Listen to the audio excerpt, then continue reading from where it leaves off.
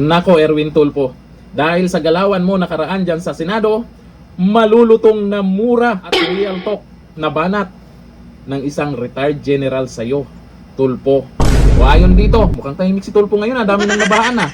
Ayon dito sa balita po, ngayon mo sabihin ang move on. O yan kasi yung sinasabi ni Erwin Tulfo nakaraan, move on tayo sa flood control, gusto sa ano na lang imbestigahan, sa ombudsman.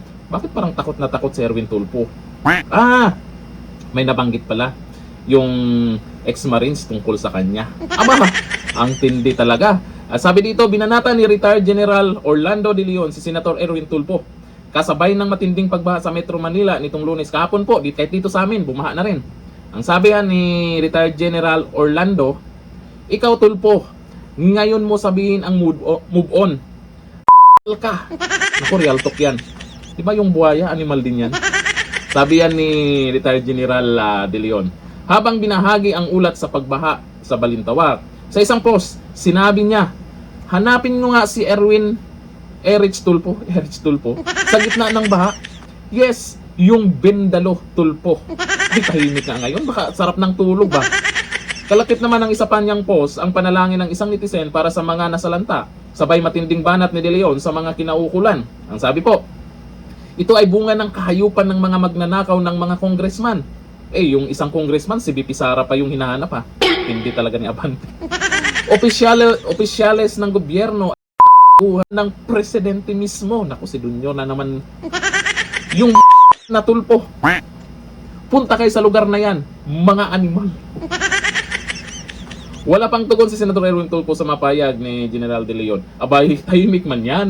Ngayon kasi, alam naman natin na yung mga tao po ay napag-usapan na naman yung flood control. Kasi bumaha na nga kahapon, impeachment trial pa rin sila dyan sa Senado.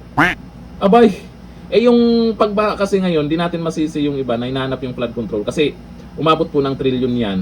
Para saan yung flood control? Para naman makatulong din na hindi basta-basta bumaha o bumabaha lalo na itong sa Metro Manila.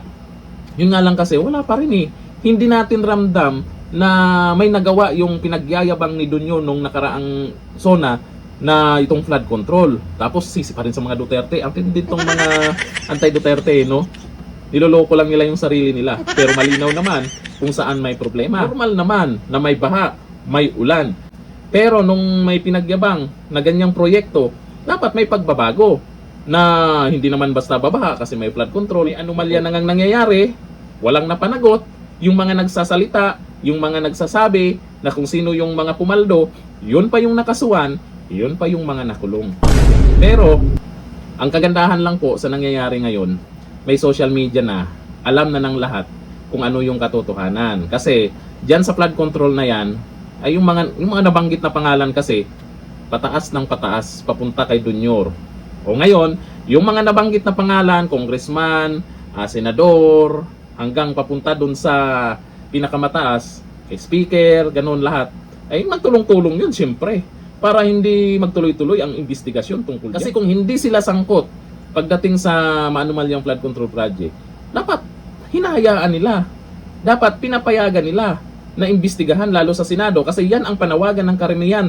Tulfo, ba't hindi nyo pinapayagan na magkaroon kayo ng investigasyon dyan, na mapanood ng lahat, na walang pinagtatakpan at para may managot naman. Aba, pakapalan talaga, di ba? Ang kakapal talaga, di ba? Sabagay, ang mga buhaya, ang kakapal talaga ng balat ng mga yan. At isa pa, kahit busog na yung mga yan, lalamon pa rin yan. O pansin nyo, flood control. Gusto, may budget na naman. Di ba?